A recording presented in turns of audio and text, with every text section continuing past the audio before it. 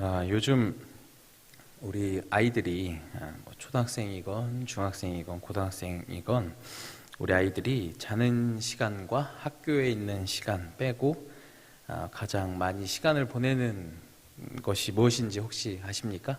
우리 손주들과 자녀들이 있으신 부모님들은 아시겠지만 당연히 핸드폰입니다. 핸드폰을 자주 보는데요. 그 중에서도 아이들이 무엇을 제일 많이 볼까요? 바로 유튜브입니다. 제가 우리 학생부 아이들에게 신방 전화를 하는데 신방 전화를 할 때는 딱 두 가지, 대부분 두 가지의 부류로 나뉩니다. 첫 번째는 전화를 잘 받지 않는 아이들이 있고요. 두 번째는 이 통화 연결음이 한 번 울리기도 전에 받는 아이들도 더러 있습니다. 이 바로 받는 아이들은 항상 왜 이렇게 전화를 빨리 받았어? 물어보면 유튜브 보고 있었어요 라는 이야기를 참 많이 합니다. 이 아이들의 시간과 마음을 빼앗는 유튜브가 안 좋게 보일 수도 있습니다만은 이 미국에 한 유튜버가 있습니다. 유튜브를 하는 사람을 유튜버라고 하는데 이 사람은 꽤 훌륭한 사람인 것 같습니다. 이 사람의 이 채널을 구독하는 사람이 372만 명이라고 하고요. 이 채널의 이름은 영어로 데드 How Do I입니다. 그러니까 한국어로 하면 아빠 어떻게 하는 거예요? 쯤 될 것 같습니다. 이 채널의 주인공 이 미국인 아저씨는 12살에 아버지가 집을 나가셨다고 합니다. 그래서 이 아이가 자라면서 아빠한테 물어볼 수가 없었기 때문에 자기가 이제 두 아이의 아빠가 되자 물어볼 만한 거, 아이들이 아빠한테 물어볼 만한 거를 동영상을 업로드하는 채널이었습니다. 그러니까 예를 들면 넥타이를 매는 법, 면도를 하는 법, 자전거를 고치는 방법 등등 아빠에게 도움을 청하고 물어볼 수 있는 내용의 비디오가 업로드되어 있는데요. 많은 사람들은 이 채널의 따스함을 느끼고 감동을 받았다는 이야기가 전해집니다. 오늘 우리가 함께 봉독하신 잠언의 말씀도 이와 굉장히 비슷합니다.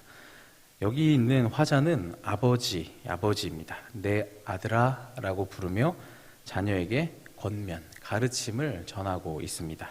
특히 이 오늘 잠언의 주인공은 아들에게 귀와 눈, 마음, 입술, 눈꺼풀, 발 등의 사람들의 모든 신체 기관을 사용하여 바른 길로 가라 라고 권면을 하고 있고 특히 마음을 지켜라 라는 권면을 하고 있습니다.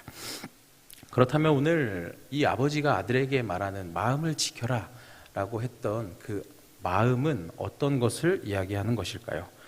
오늘 본문의 마음에 해당하는 히브리어 단어는 레바브라는 단어입니다. 근데 이 단어는 단순히 그냥 마음만을 칭하는 단어는 아닙니다. 인간의 이 속에 있는 내면, 이 내면의 세계 전체를 말하는 표현입니다. 근데 이 단어가 사실 굉장히 넓은 의미를 가지고 있습니다.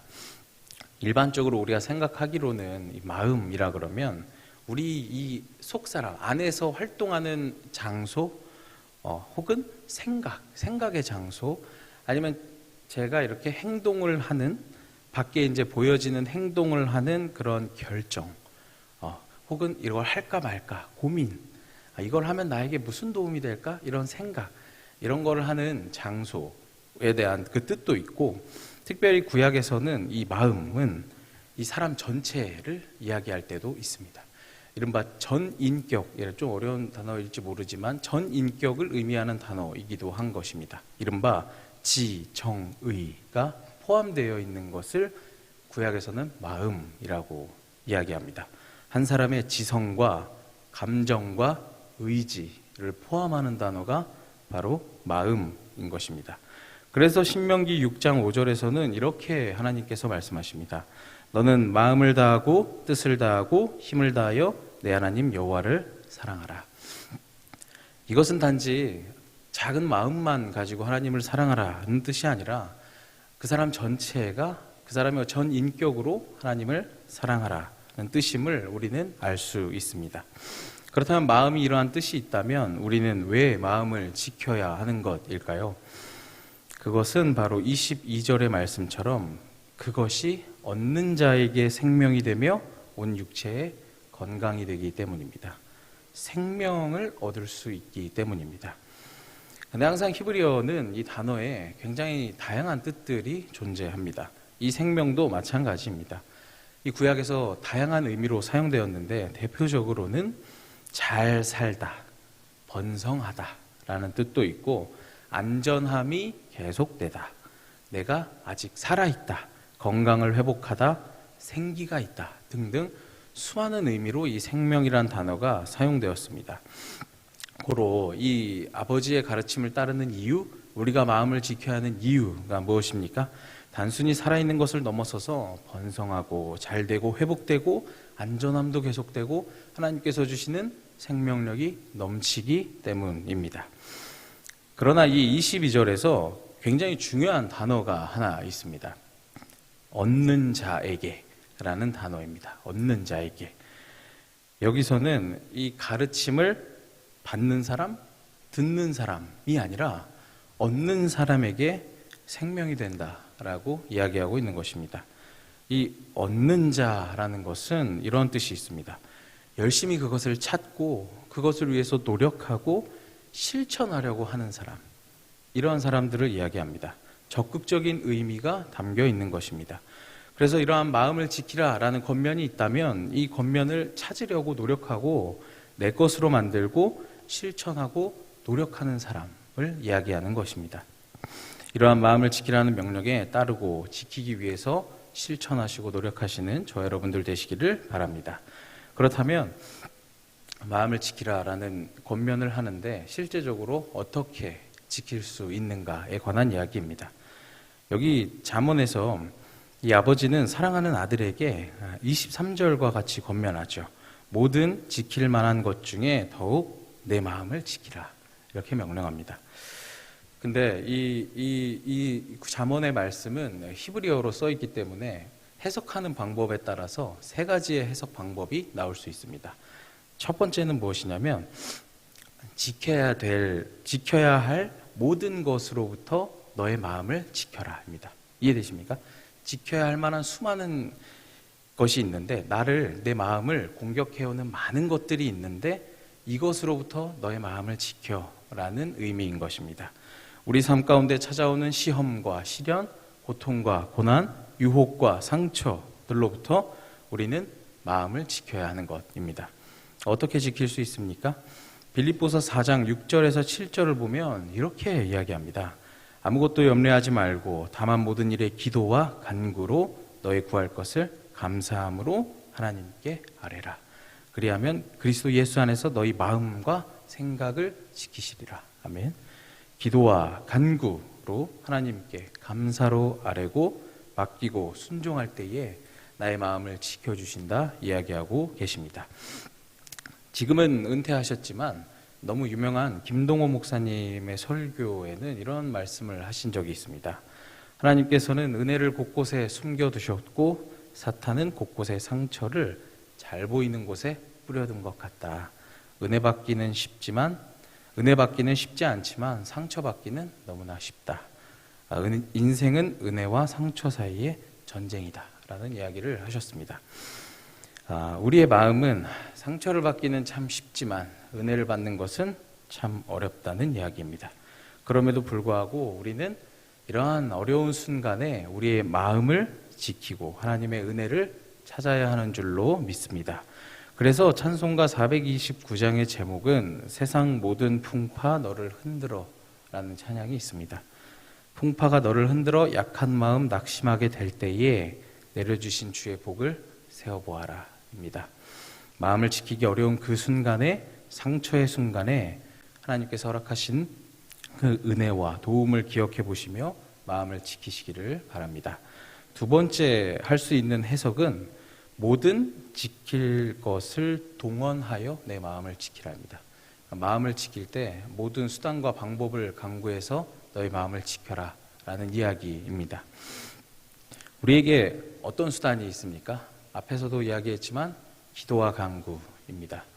담임 목사님께서 3주간 15분 기도하기, 주기도문으로 기도하기를 강조하셨던 것처럼 기도와 간구로 나아가야 하는 것입니다. 그래서 데살로니가전서 5장에도 항상 기뻐하고 기도하고 감사하십시오 라고 이야기했던 것입니다. 우리는 기도와 간구로 우리의 마음을 지켜야 하는 것입니다. 마지막 해석은 지킬 만한 모든 것 중에 너의 마음을 지켜라 입니다.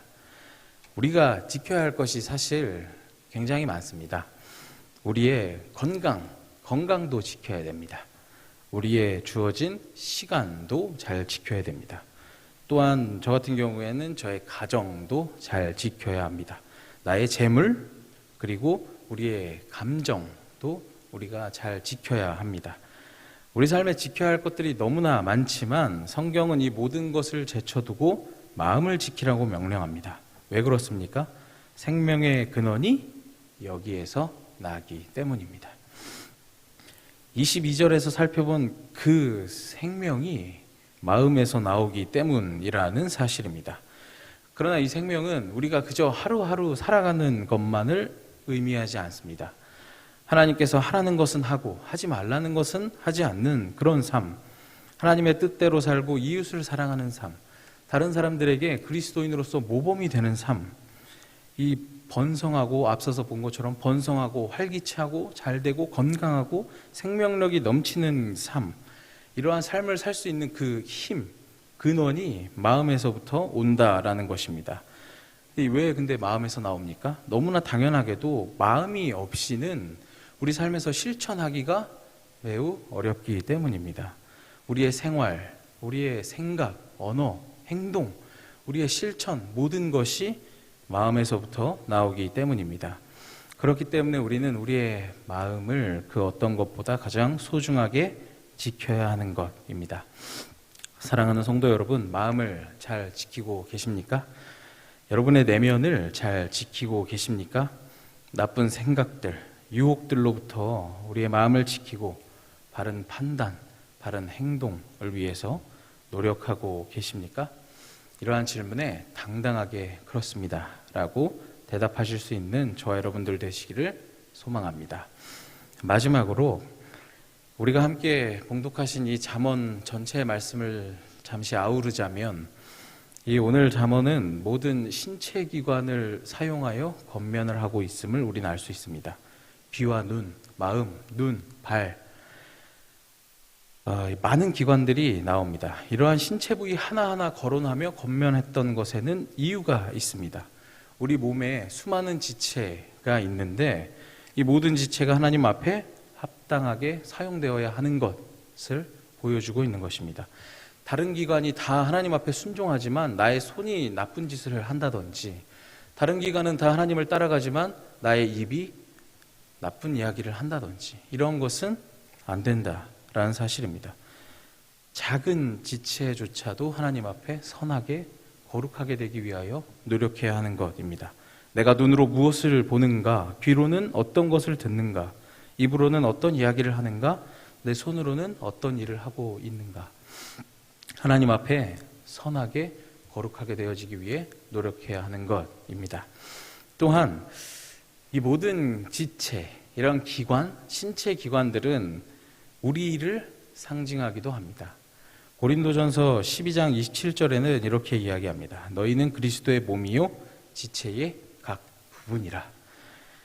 예수 그리스도를 따르기 위해 모인 우리는 예수 그리스도를 머리로 한 지체인 것입니다. 고로 우리는 거룩함을 위해서, 선을 위해서 함께 마음을 모으고 서로 사랑하며 돌아보고 기도하고 하나 되기를 위하여 힘써야 하는 것입니다.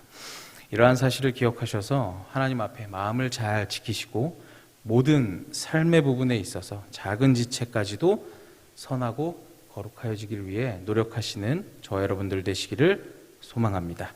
기도하겠습니다.